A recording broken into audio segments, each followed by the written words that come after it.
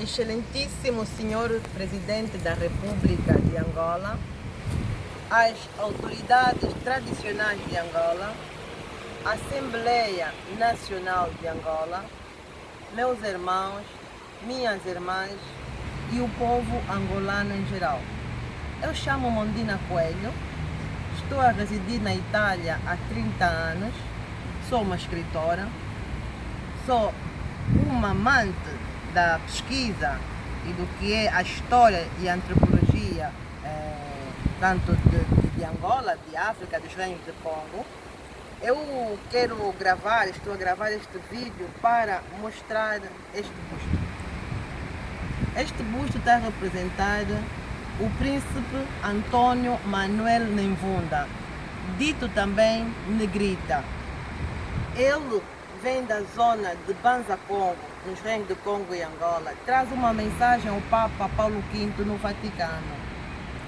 A coisa linda e a coisa interessante é a importância que o Papa deu à morte deste homem em 1608, criando para ele um funeral maestoso, dignitoso, digno de um príncipe.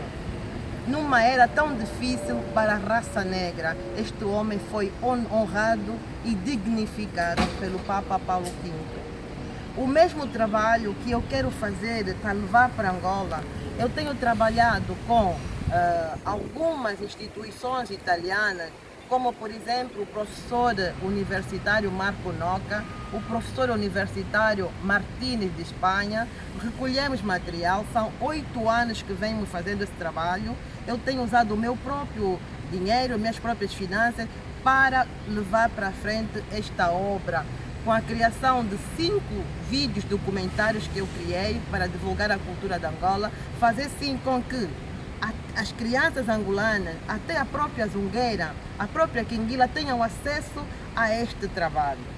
Eu quero também agradecer o príncipe Maquito Mfumo de Antote, que é meu parceiro nos trabalhos que tenho feito. Foi ele abrir-me em Angola portas para eu levar algum material.